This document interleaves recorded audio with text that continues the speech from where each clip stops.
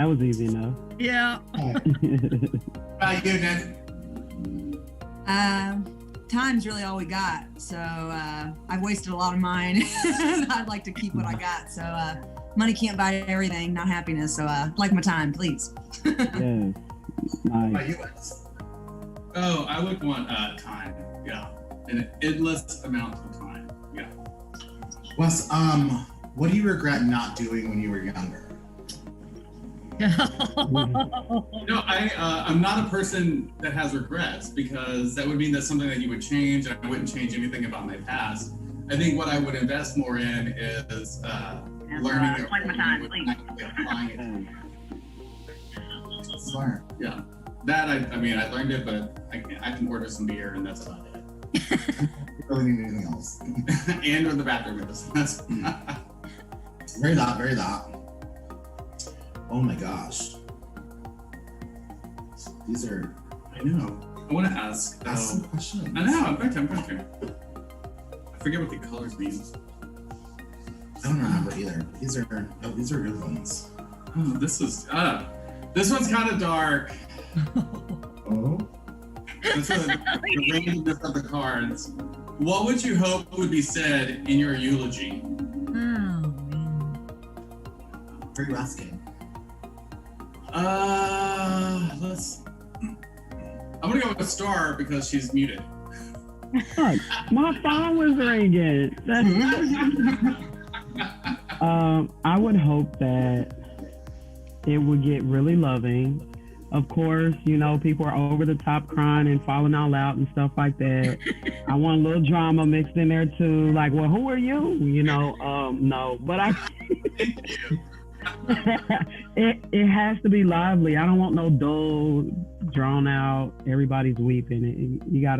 Somebody gotta run through like the dude on the skates with the underwear and just ride down the aisle.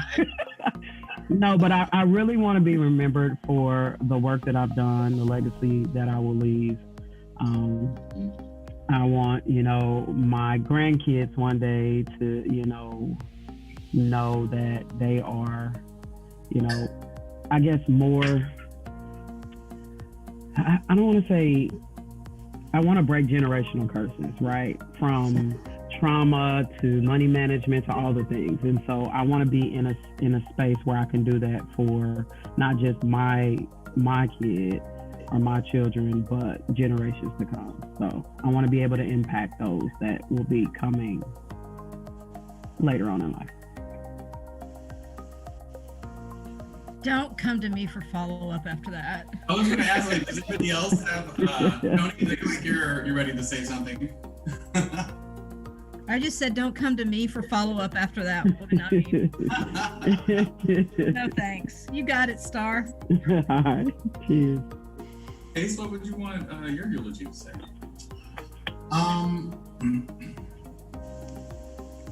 Honestly, Yeah. fair. Yeah. Because I'll be dead. Right. Somebody that has went to like 6 funerals this year. That's hard. Yeah, I feel like I've really realized that a lot of that is just for the living people, and which is fine. Everybody needs their closure. Mm-hmm. But I guess it doesn't really matter, and especially because my family, like, I've had some family members that just recently in the past, a few of them, and just the family just fighting so much over nothing, over nonsense, and it's sad that they can't come together and like mourn together. They have to be fighting over things and nitpicking about silly things like flowers or casket color or who's walking out first or little things like that. Oh my So gosh, yeah. I didn't even think about it. yeah, it's just weird, and they were like, even like my uncles, like the people were fighting over who were going to give the eulogy, and I'm like, if you have something to say, then say it, but like don't get mad because like a son or a daughter wants to talk and like an aunt and uncle can't. Like, it's just, I don't know. It's also, I come from like Catholic traditional like religion, so like they're very like, everything is just like set, like how you do them, like there's really no like leeway for change or like movement, and I'm like, that's strange. It makes it hard too. It does, because I feel like everybody grieves in a different way, and everybody should be allowed to grieve in the way that they need to grieve, and that shouldn't be like constrained by some priest or some candle or some book or whatever. Like, people should be able to have that leeway. Yeah, I've only been to one funeral in my life, and I've chosen never to go to funerals. And I went to one because it was my grandfather passing. I was like 11, 12 years old. And like your parents take you to the funeral. And I learned that our grandma, because I was looking for her, she didn't go to the funeral. She doesn't go to funerals. And so growing up, I was like, that's an option? Like, I don't like funerals. And I don't like that, you know, people who only come out of the woodwork because this person's died and all this kind of stuff. And, you know, that semblance of like, oh, you know, now you show up, now you're here. I'm like, I don't want to be a part of any of that. So I don't go to funerals. I offer my support and I grieve in my own way as opposed to attending a funeral. But I also guess, you know, being a gay man, I'm a little petty. So like for my eulogy, I want to get people to get up there and like say all the shit that they really wanted to say and like not hold back and not be like, because sometimes I feel like when people die, even if they're not like great humans, people tend to like idolize them or make them like be better people than they are. And I want people to be up there and be like, he was such a dick. Like, fuck that dude. Yes. Give me the real. Fourth grade. I never forgot it. I'm like, you can share all my secrets. Yeah, I don't That's care. funny. If you want to see that browser, Now's the time. Well, we're gonna take a few minutes to do a short intro. So we'll go around. Ace and I are introduce ourselves, and then we'll go with Nicole and then Tony. We'll just run down the gambit the way the screens are set up. Be the easiest way for us to do it. So just in case you guys are wondering, we've been live for a while, which is a fun way that we do this. So my name is Wes. I'm with KC Care. I'm joined by... I'm Ace with Woody's KC. And we have kicking it off with Nicole. Hey, I'm Nicole Springer, and I'm the founder of No Shame in KC, and we're a period project to help serve our underserved communities. So that's me. Yeah. And Tony, if you want to introduce yourself, and then we'll go down the line. Sure, sounds great. So I'm Tony Medina, and I am the board secretary for the Kansas City Pride Community Alliance that we're happy to share more about with you today. Awesome. And Jody? I'm Jody. I go by Joe, and I'm with Kansas City Pride Alliance, and I am super excited. I mean, when we started this process, I was like, oh, let's tell everybody now. And everybody's like, no, hold on, Jody, we got to get some stuff in place. So I'm super excited. I'm super excited to be here with fellow board members. Nicole, I'm really interested in learning about your process. And Wes, I thank you for the platform to be able to come out and introduce ourselves and launch our organization. Thank you very much. And Ace, nice to meet you. Yeah, nice to meet you. Star? I'm Star Palmer. I'm also with the Kansas City Pride Community Alliance, board member, amongst a lot of other things, but that's my role. I'm here for today. Thanks for providing the platform and doing the work throughout all of the pandemic. You guys have been holding it down for all of us, Wes and Ace, and everyone else that's here. Cool. Craig? Hi, I'm Craig. I'm also with Kansas City Pride Community Alliance, and I'm their treasurer. Yay. Money man. Counts the money that we don't have. Hey, He keeps us straight too, boy. And Dean? Yes. I'm with the KCPCA, and I'm on the board. You'll usually find me hiding in the back. He's always findable. Well, I'm going to kick it off with Nicole to tell us a little bit about what No Shame in KC is and the work that you do. Yeah, so just over 4 months ago, I was kind of inspired by a tweet. I know it sounds silly, but sometimes you just need to see something worded in a way that will kind of plant a seed for you. So the tweet was simply this: let's normalize donating pads to homeless shelters. And it kind of shook me, and it took me back to my own experience with homelessness, my own experience with poverty, and my own experience with not being able to afford my own period products. So within a few weeks, I let it kind of sit in my heart, and I shared the idea online, and it just had such a good, amazing outpouring of support that it became an organization. And now 4 months later, we've worked with, we've served over 40 individuals just delivering period packs to people among the community, especially ones that can't get somewhere, including housed individuals. We attend houseless picnics. I did Washington Square Park last night. We help with hygiene products, survival gear. We take donations. We have 8 donation locations across the metro, including Mission Taco in the Crossroads, Big Rip Brewing Company in the north. We're really trying to get the entire metro on board with this because period poverty is real. Period poverty is super real, and it's just one of the last things that anyone thinks about. So since we've kind of launched No Shame, we've taken on dozens and dozens of partners, including some that I know Star has worked with, like Avenue of Life, who serves the houseless youth in Wyandotte County. And actually, we're getting ready to donate hundreds of period products and period packs to Operation Breakthrough, who is desperately in need of that. And for some reason, it's just not something that people consider on the same level as other needs. And it is a need, and it's essential. So that's what we're trying to do, trying to break the stigma. There's no shame in having a period. We're inclusive, obviously, to anyone who experiences a period. And we just want to tear down these walls and these stigmas and make sure people have dignity with their body. So that's the long short of it. I love it. What has your reception been like, especially going out to houseless communities and engaging with individuals who are, part of that underserved population? When you bring these products out there, like, what is that reception like? It's a test. Every time I meet with someone, it's heartbreaking, honestly, because it's so easy to blind ourselves to these problems, but it's real. And just dropping off period products on people's porches, knowing that they haven't had any in weeks. I mean, it's just no wonder that 1 in 5 teens in America can't afford their own period products. It's terrible, and it just goes unheard sometimes. So I'm done with that. It's time to discuss this because our young women and our friends in our community who have periods should not be suffering alone with this. There is no shame in having a body. We were born this way. There is no shame in that. So it's just when you have somebody that comes up and whispers in your ear at a houseless picnic and says, "Do you have any pads or tampons?" I'm like, "Hell yeah, we do. Here you go. Take 2 pads." Like, I want them to know, like, you don't have to whisper in my ear about this. There is no shame in this. What is our problem, America? So I'm learning new things every day about how deep this goes and how, we have some big problems in America, obviously, but period poverty is the one that I'm going to be tackling as much as I can, including trying to remove the luxury tax. 30 states in America charge luxury tax, including Missouri, including Kansas. Missouri actually taxes period products at a rate higher than bingo supplies or motor oil for your ski boats. So that's important. This is the reality. So we're going to be talking about it loud and proud and with no shame.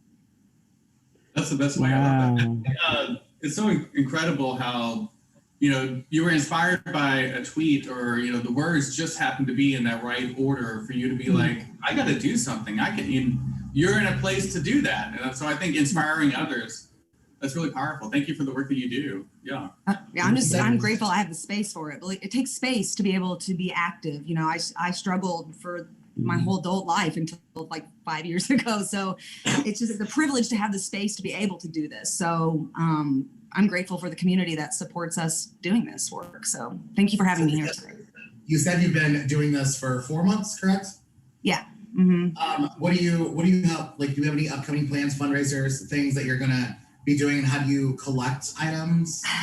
Yeah. So we have 8 donation locations that you could drop off at any time. I'll have to drop the link to my website. I think maybe you guys have that too, but we have them all listed, the hours, trying to make it as easy for people. I know with the pandemic, that makes it that much harder to get out and feel safe about that. So we also have an Amazon wish list that is awesome because anybody from around the country can contribute as they would like to. But we have a big thing. I guess I can kind of announce it here. We're working out the specifics, but there's a group called Period, the Minstrel Movement. They're actually, I think they were organized by teens in Portland. Anyways, I reached out to them and asked for a donation. I was like, no, let's see what they can give us.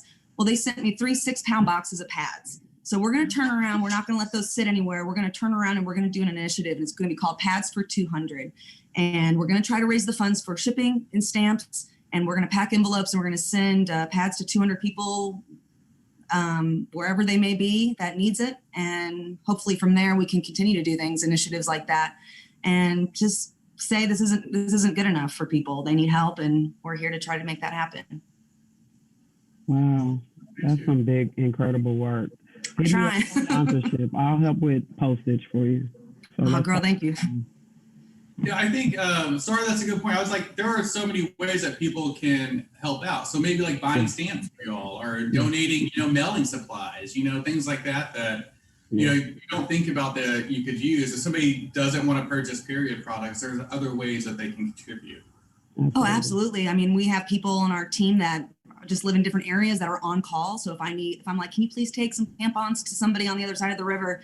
They're happy to do that. We equip them with packs. So even if you're interested in just holding on to some packs in case somebody needs them, you can drop them off. Like every little bit goes a long way. Even people that we've donated to have donated back to us. Like everybody wants to help, even those that need help. And so we want to encourage everyone to do the part that they can do. We don't want anyone to break the bank because, for this, like this is do what you can and what you're able to. That's all. So. And as far as like what the feminine hygiene products that you need, so we have a couple here. So we have like different types of pads that we have. So we have like tampons, and I stole these from my daughter. So Oh, Dark Horse. Okay. Right, yeah. So there's like thin ones, big ones. I know it's low. That's what the difference is there. And then she has like feminine hygiene wipes. So I thought that was I haven't seen these, so I thought that was interesting too. And Absolutely. then, and I touched earlier on the different types of lube that we have. So when you talk about why it's important for these individuals to have these items, like what that means for them, as far as like sanitation and health, and it's all encompassing. It's physical health, it's menstrual health, it's mental health. It's just heartbreaking when you meet people that are bleeding in the only pair of pants that they have. It's just unacceptable. It's unfathomable to allow somebody to have to live like that. So yeah, it's all of it. It's all encompassing. It's about a person's entire experience of life, and this is just one facet. And there's so many needs, and I know that. And so it's like, can we all fit in there into the conversation and try to address all these needs at once? Because clearly our government isn't going to. So that's what activism is, right? It's a response to government doing nothing. So yeah, it's for the whole experience of life. We're trying to meet all the needs. So the shame and just, the dignity of your body to feel clean and comfortable. Everyone deserves that. You don't need money to deserve that. That's my opinion. I agree. And that, it touches on, I see these like parallels or these like Venn diagrams of the work that you do as far as like that no shame and, being proud of your body and, taking charge in the sense of like accessing the materials you need and things like that. And then paralleling that with what the KC Pride Community Alliance is doing and working to create those spaces for individuals to meet each other and gather and to share your work and to fundraise, and to host these events. Like, sorry, it's like, oh, I can help out with that. So that networking, that ability to bridge those two, I think is really like, that's where, the activism comes in, and that's where you can like build bridges together and work. And I think this is a good point to bring in the KCPCA, whoever would like to talk about the organization, a little bit of its history and what y'all are doing. Well, okay, I think that's me. Because I noticed everyone else is on mute, Wes, except me. So I'm not. I'll go ahead. Anyway, as I said earlier, I'm Tony Medina, and I serve as the secretary of the board of directors for Kansas City Pride Community Alliance. And that is a mouthful to say. But the name of our organization came about from a lot of healthy discussion nearly 6 months ago. And I'll get into how we got started in just a moment. But obviously, Kansas City, it's where we are. Our organization, though, we aim to serve a much broader area than just Kansas City proper. We have many suburbs. I live in Overland Park, for instance, so we don't leave out Johnson County or, even going as far out as Lawrence and beyond. So really our purpose is to serve the whole Kansas City area. So Kansas City Pride, of course, we'll talk about how Pride is part of our name in just a moment, but Community Alliance, I think is really the most important part of our name. And it's because we want to build an alliance for the community, of the community, to serve the community. So that's our name. We commonly just refer to ourselves as KCPCA. I've heard others refer to it as KC Pride, and the community will decide what we're called. We won't dictate that. Anyway, so this is really our introduction. And Wes and Ace, on behalf of the rest of the board of directors, I want to say thank you for this opportunity. We're very, very grateful that you invited us and allowed us to be here. As I said, it's our introduction. We're coming out, if you will, this week. So let's take a step back and say, well, who are we? What are we doing? And how did we get started? Well, as many people know, last summer in July 8th, to be exact, there was a meeting of another Pride organization. And during that meeting, many members of the community expressed, I'll be polite and say concerns. They expressed their concerns with how that organization was operating. Well, as a result of that meeting, many things occurred. And Wes, you probably can describe some of those early steps much better than I can. But just the abbreviated version would be nominations were accepted for board officers for that organization. And out of these nominations, an election was held. And community members, Wes, I don't recall exactly how many, I think it was a few hundred people voted for officers, for board officers to represent them. And the results of this election were announced on August 15th.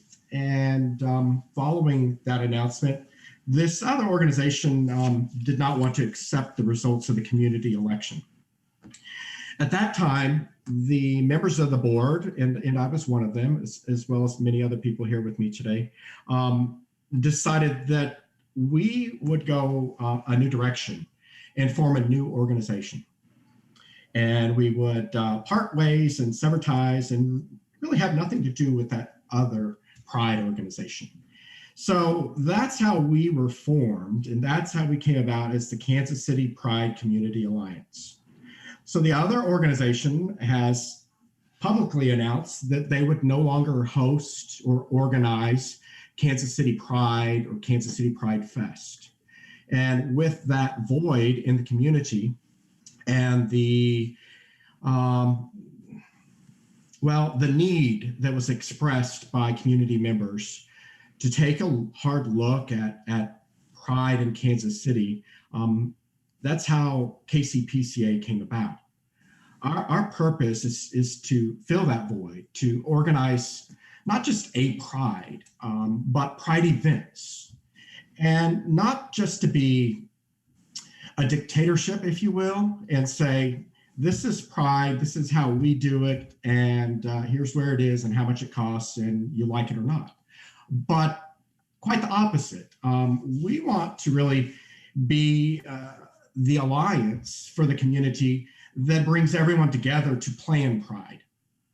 That's why it was so important when we chose a name to include community. We want to be the Pride Community Alliance.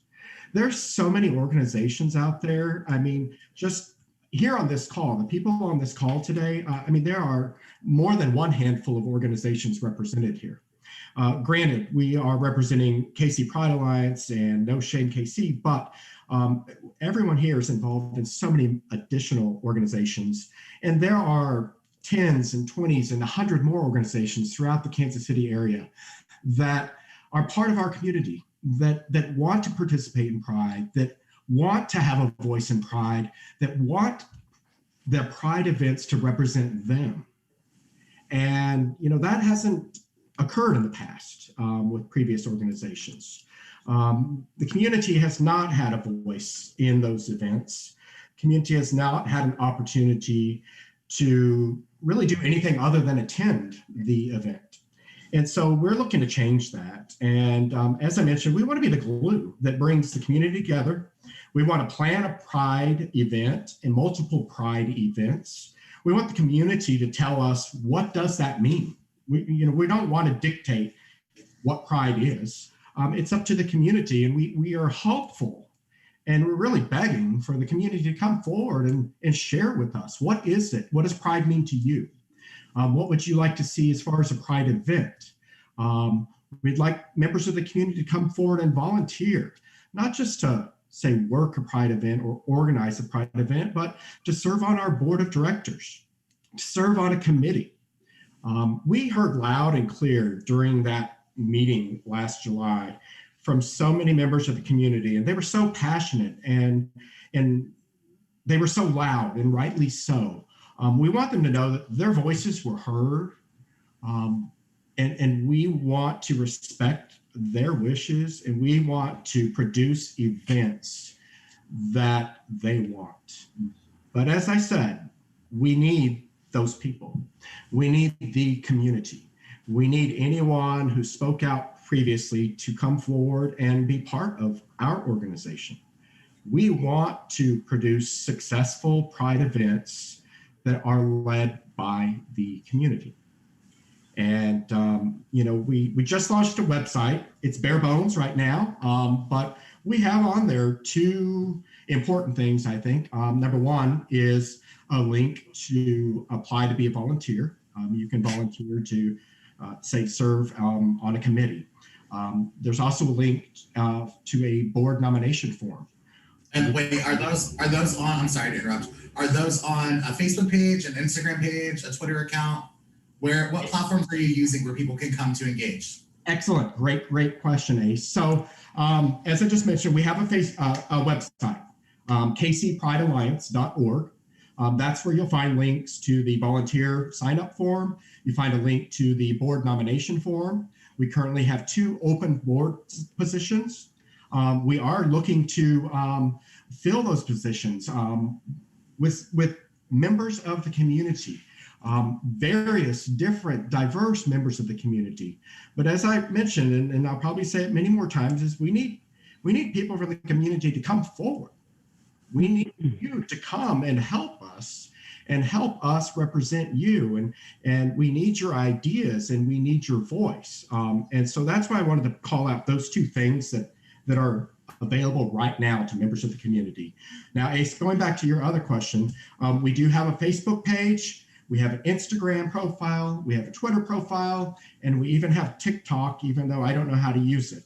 But all of those social profiles, we can be found under the KC Pride Alliance name. They're all the same, KC Pride Alliance. And another question. So are you guys a 501c3 nonprofit status? Great question. So we have applied through the IRS to receive our 501c3 status. I am very happy to announce that just as of yesterday, when we checked, our application has currently been assigned, which is a major step in the process. Anyone who's familiar with knows that that's a big step. The IRS has a very large backlog on processing those applications, but having your application assigned is one big step forward. So it's currently processing.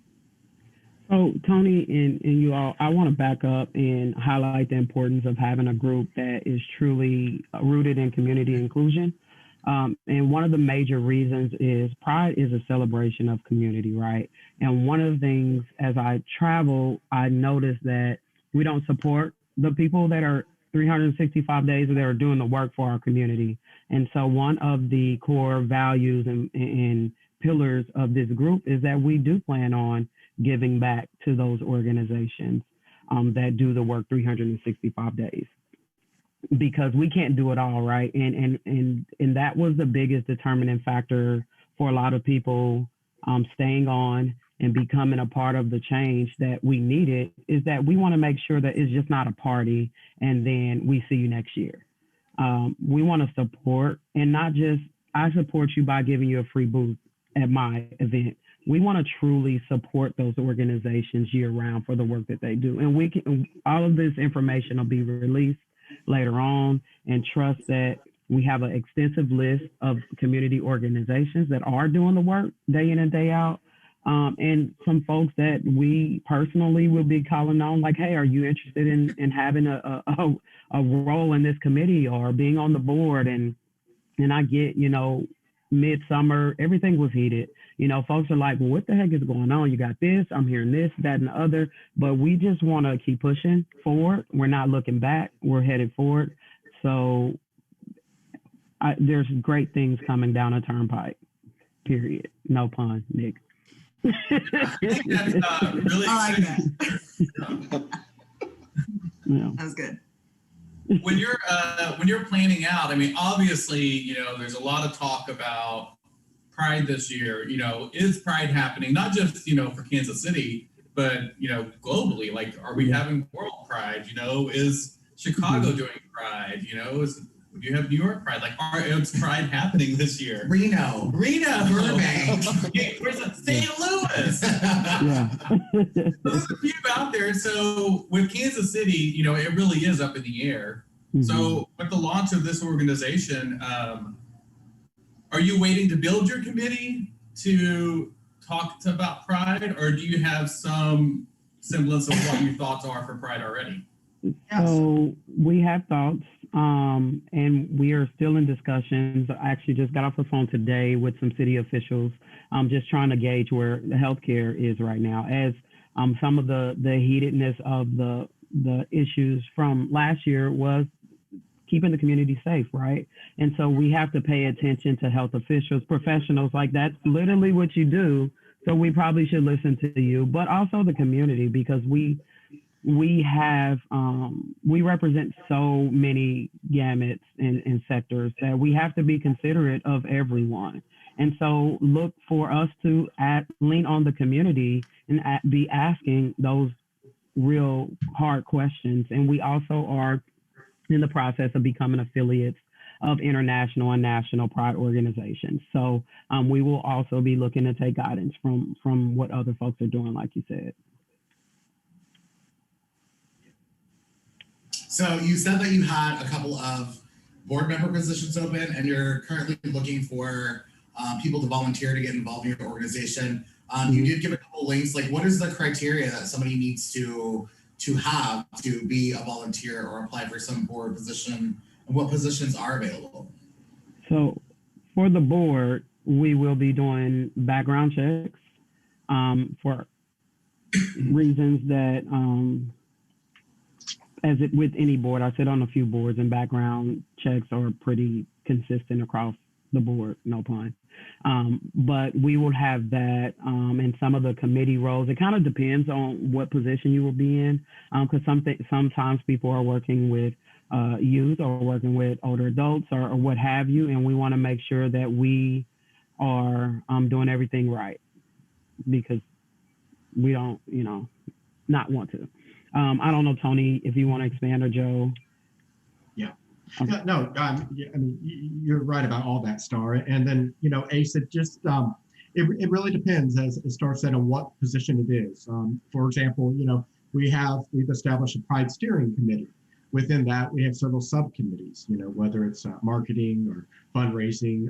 So, we need all types of people with all different types of experience and knowledge.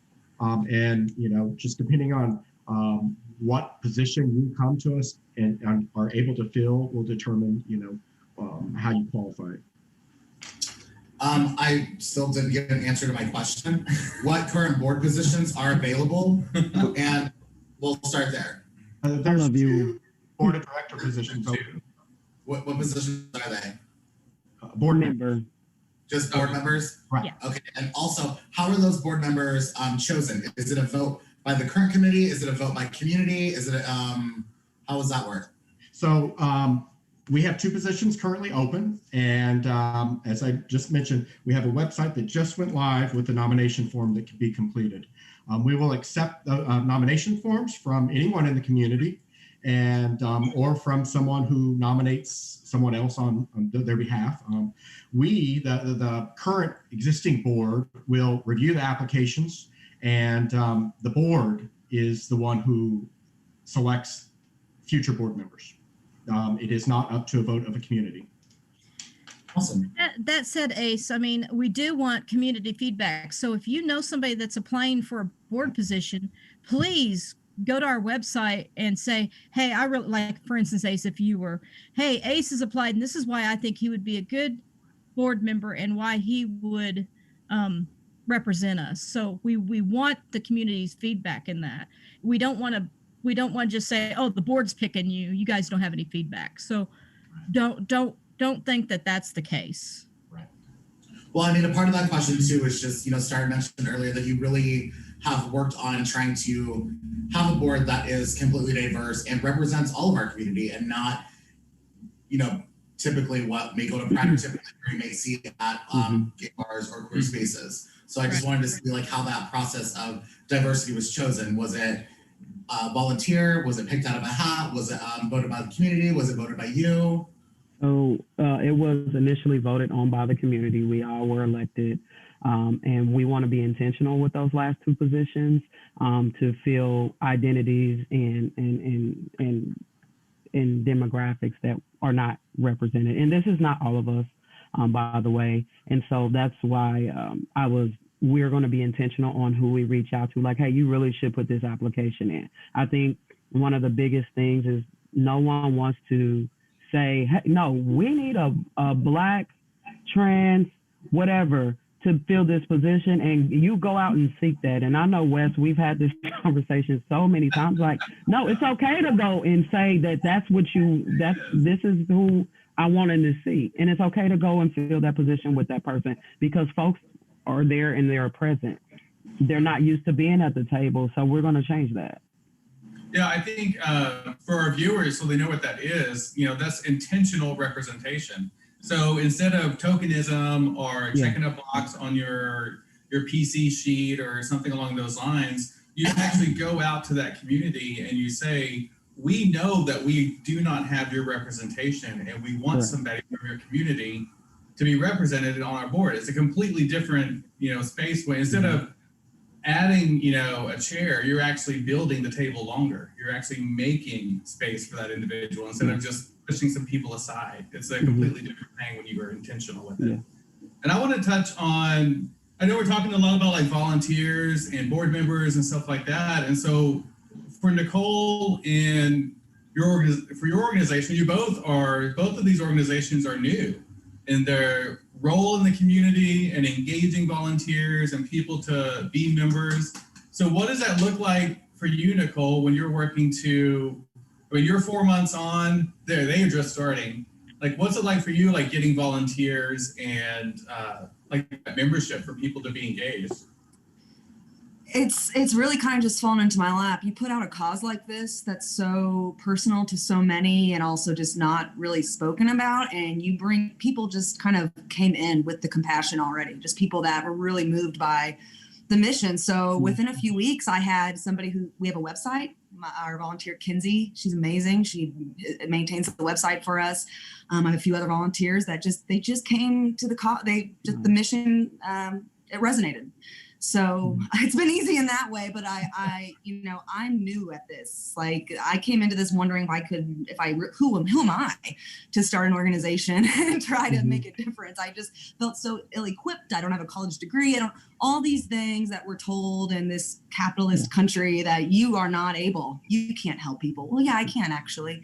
And so can my volunteers. And so can the people I've helped. We can all continue this, this cycle of helping and lifting each other up. But, yeah, I haven't had to really seek volunteer. I mean, I'm lucky I haven't had to seek volunteers yet, but it's still new and it's growing. And I'm telling you, we get emails every day, especially from individuals. And somebody had mentioned that we're not just focused on Kansas City. Like, we're reaching people in Trimble, we're reaching people in Belton. I'm shipping out envelopes a few times a week to people just that I can't drive and take it to them. So having volunteers, having that network, it's going to be a struggle to try to get enough people to fill the needs eventually. So anyways, that's why working with organizations like you all, the Alliance, and places like Care Beyond the Boulevard and Avenue of Life, it's so important to network because then you find new volunteers and we help each other get where we need to go. So, yeah. Well, I like, Nicole, that you touched on, that belief in this, in our capitalistic society that you got to have a college degree, you got to have some level of, experience. yeah, you have to have, some type of like corporate work involvement to be on a board or to Yep. start a nonprofit or to give back in some way, on the level that you're asking for volunteers and for board members. So I think it's really important that people know, like, you don't have to have a college degree to do that. All you have to have is the passion Yeah. and the intent to follow through. That's it. Yeah, And that's it. Everything else, like you said, sort of just like falls into place, it seems like, once you start that momentum. And I think, like you said, once the word is out there, that people know about your organization, what your mission is, what your vision is, and how you're helping the community, people start flocking to you because they want to be a part of that process. Yeah, I mean, it's hard when you have a passion for something and your heart is completely open. And I'm one of those people that I live my life by the 4 agreements. So I just do my best every day, and I'm impeccable with my word, and I do my best. And it opens doors when you try to be the best person you can possibly be. But it's funny because I was just interested in applying potentially for like a part-time job, doing something that's not even to the level of what I do. And no shame, I don't qualify for a job doing what I'm doing right now. So yeah, there's a lot to address in our society. And I'm telling you, no shame is not, eventually we want to branch out to what is there no shame about? There's plenty of things I have no shame about, including not having a college education, including not choosing to be in debt for the rest of your life for that. There's a lot of shame in this country, and we'll tackle it one at a time. But yeah, it's been amazing to see people just kind of move towards this mission and want to be a part of it. I'm very grateful for that. Absolutely. That's dope. I wanted to ask, I haven't really heard from Craig or Dean or even Joe that much. I wanted to ask a little bit, like, what has this journey been like for you, and what made you decide that out of all the organizations and things that are happening that you would want to become a part of the KC Pride Community Alliance, and also like, what does that look like for you? Well, I just wanted to give back to the community. I had worked previously with KCCI, and I really enjoyed my experience there as well. So I was just looking to be part of a board again. These board members are some of the greatest people I've ever known. They've become a second family to me. I love that. Yeah. You're making your own community right there. That's so powerful. For me, I'm kind of reliving my 80s whenever we were first starting, when we were first building up the Pride events, and the energy and the bonding of all the different organizations to make this a reality. This is clear back in the Barney Alice days. Mhm. Is it very similar, or do you see like different correlations because of maybe like technology, social media, ideas? It's deja vu as far as the background, but it's all now in front of everybody because of the social media. Yeah. I love that. You can't hide anything. Yeah. Jody, what about you? Or Joe? Sorry. For me, I've lived in Kansas City for 18 years. And so I've seen a lot of Pride. I've seen a lot of drama around Pride. And I was kind of shoved into this nomination by some friends of mine. They're like, Joe, you really, you've got a passion for this. You've got the connections, Nicole, you touched on the 4 Agreements by Don Miguel Ruiz. I think personally, it's a required read for every human being, if you ask me. I also live by that mantra. But one of the things I really wanted to do, and that's one of our missions. Don't get me wrong, I want to party hard with the Pride folks, but I'm old. I'm 51. I'm not the one to walk around with my bikini on anymore either, I'm a little weight. So one of the important things for me was, and this is one of our goals, is the educational piece and getting that out in our community. I work with some clients that are transgendered. I work with some clients that are African American. There's so many struggles I see, and just us by connecting, we could, I don't know how to put it. It's like, it's struggles that just by connections we could help each other through. And when I joined the board, I wasn't sure I was going to stay on it. I'm going to be honest, because it was kind of rocky at first. But getting to know all these people that are on the board, they have that same heart, that same drive of connectionness, and they want to make the world a better place. And that, to me, that's what the Kansas City Pride Alliance is. It's not just, it is a pride. Don't get me wrong. Heck, I'm ready to go party right now if there wasn't COVID. but it's more the connection of bringing us together again.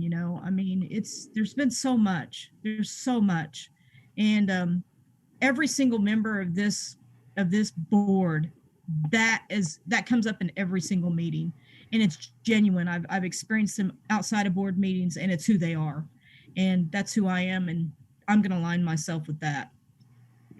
And I know it's intentional. you spoke just a little bit ago about like wanting to have education and things like that. What I do realize looking at this and what, with my business and some of my friend groups and stuff, what I've realized and we've been talking about a lot lately is about mentorship and, the youth and stuff. And as much as sometimes I feel like I'm young, like I'm like, I'm no longer, I'm like 20 years, You're like 20-year-old You're kids the like, mentor now.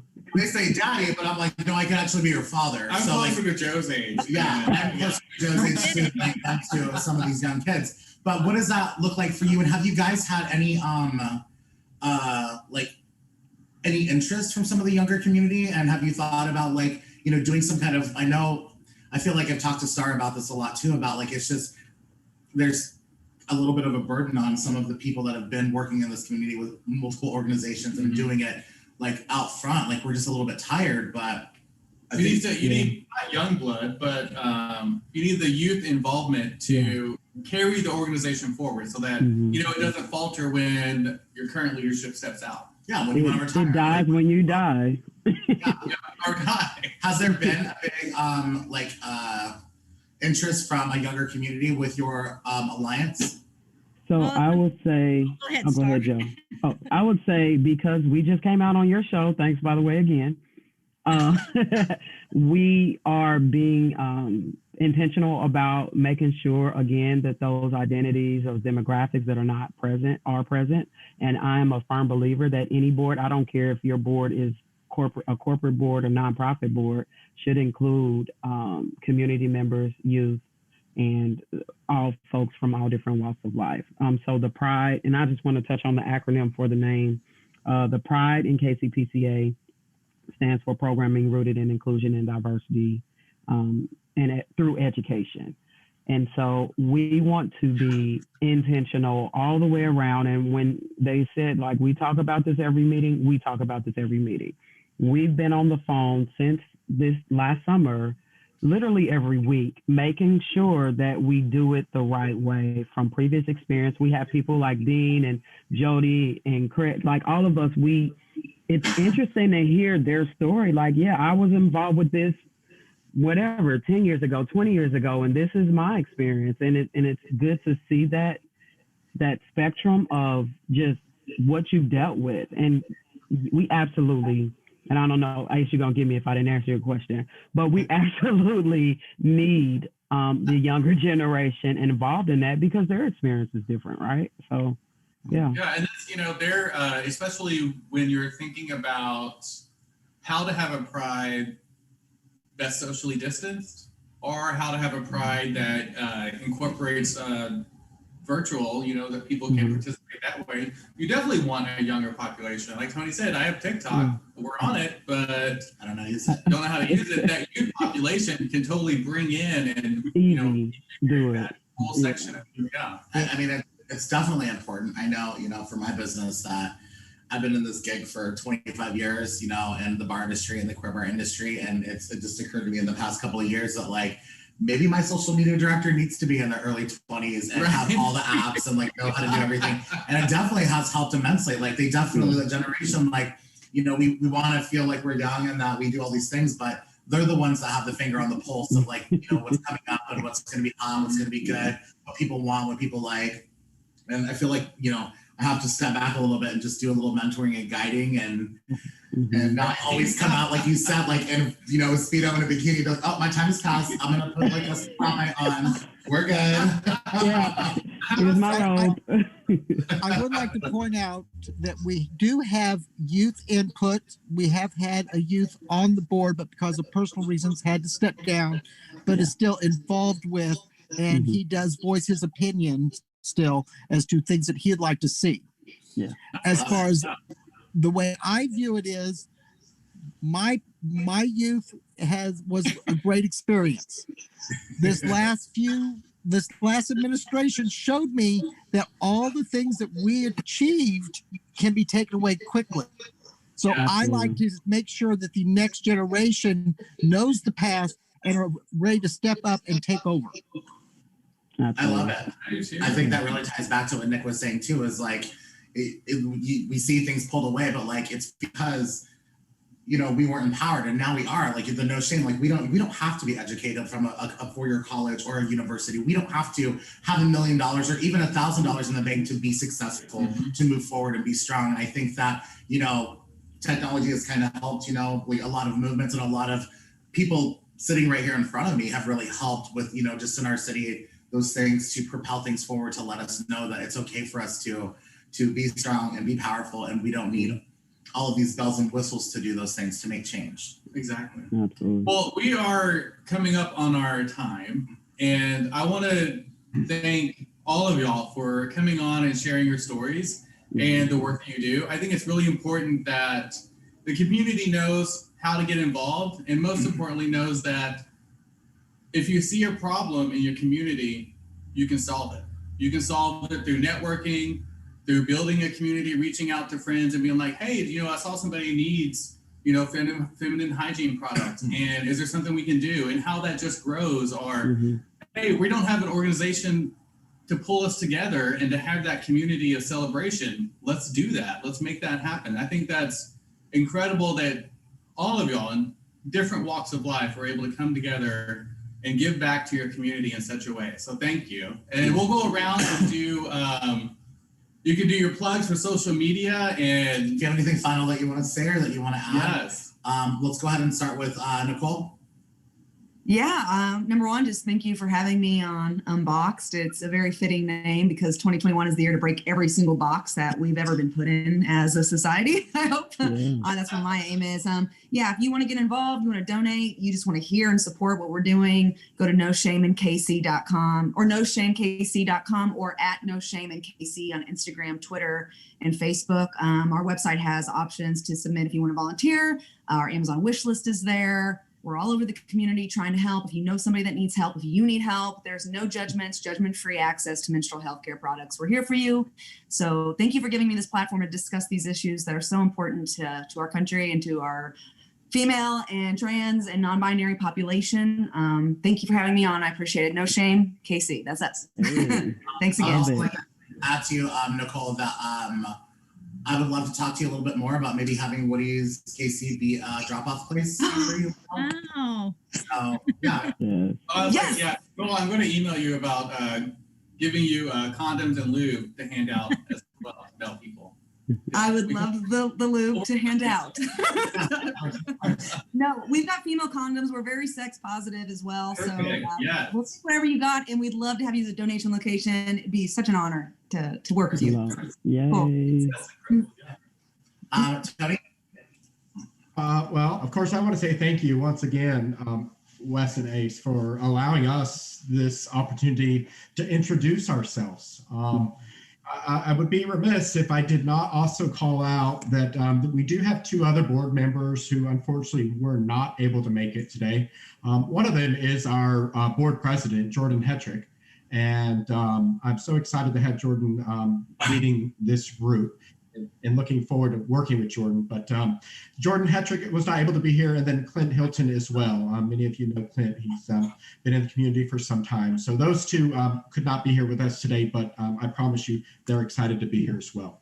And then, of course, as far as plugging, as I mentioned, kcpridealliance.org is our website.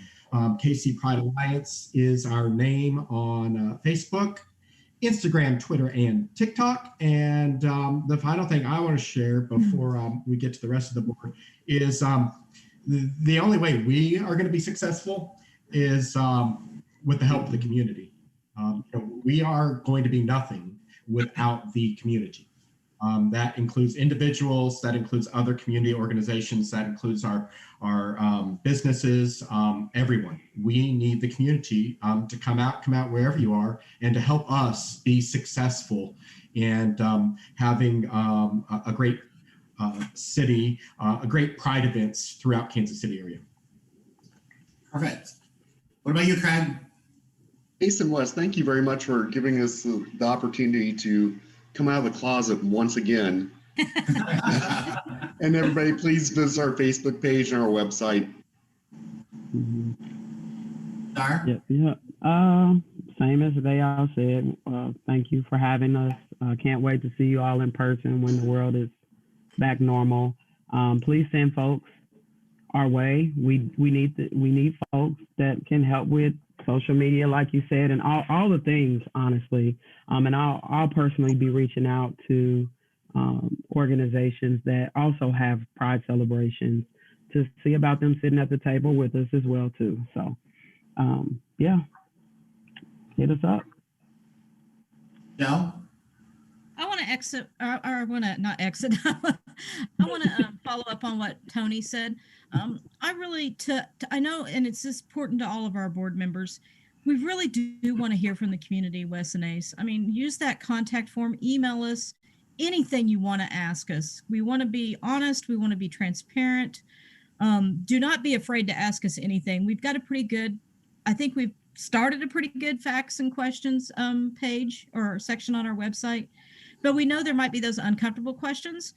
Email us, ask us, tell us what you want. Use that contact form. And I guarantee you that one of our board members is going to contact you, be it phone, email. You are not going to be ghosted by this organization. You will always know. You will always go to the website. You will see our minutes. You will see our financial stuff. You will see everything.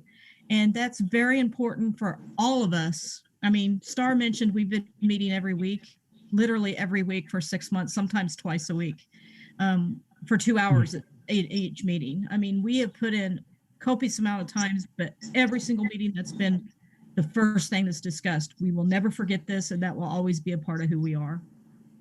So holler out at us. Right. And thank you. You're welcome. Thank you. But I'm kind of sad you didn't send me virtual snacks. Yeah, I need to step it up. I'll take the pads and loop. Thank you. Dean, did you have anything that you wanted to add or plug before we go? I just want to thank you for letting us unbox the future of Pride in Kansas City. Personally, I have nothing to be plugged in public. Thank you. You said enough, Dean. You said enough. Oh my God. Yes. Oh my gosh. Wow. Dean, thank you for taking us out on a roll. I love it. Yeah. Super fun. Right? I want to thank everybody again for coming on our show. Sometimes it feels like an hour is like 4 hours, and sometimes it feels like it's 5 minutes. Today was one of those shows that I loved all of you. You guys were great. Thank you so much for coming on. Our show Unboxed is about unboxing things, and it's about starting conversation and making sure that our conversation doesn't end here. So hopefully anybody that's watching, if you have any questions, make sure to look in the comments below. We'll be adding stuff to it to give you more knowledge about these amazing organizations. Check them out. Find out how you can get involved and make a difference in your community. For sure. Represent your community. And I love you so much, Joe, for saying, like, you want to be transparent, like ask questions. I'm a big proponent of, if you don't understand, ask a question. If you don't get the answer that you want, ask again. Absolutely. You're amazing. I can't believe that I killed all this food, but it's so good. I was trying. Yeah, I really thought that some of you were gonna be here. So Wes came in and I'm chopping up fruit, and he's like, no, it's just you and me. And I'm like, well, we're still gonna have this because I got us all prepared. Nice. Also, everybody look forward to, hopefully in the very near future, a drop-off space for Notion KC for feminine products. Also, The best news. Yeah, Wiz KC is also hiring for service staff and bartenders. So if you want to go to our website or email woodieskc@gmail.com, those are my plugs. Yeah, you can order an at-home HIV test for free from Unbox. So there's a link right below. It's down there somewhere. So just click that, order your free kit. It's delivered. It's like Postmates. We just drop it off at your house. It's super great. So you can also get tested in clinic Monday through Thursday, 2 to 6 p.m. and on Fridays from 2 to 5 p.m. for HIV, Hep C, and syphilis, all for free. And just remember, COVID is still real. If you are available to it, please go get the vaccination. And if you aren't, please make sure that you're being safe, social distancing. Love you all. Thank you. All right. Bye. Bye. Thanks, guys. Bye, guys. Hmm.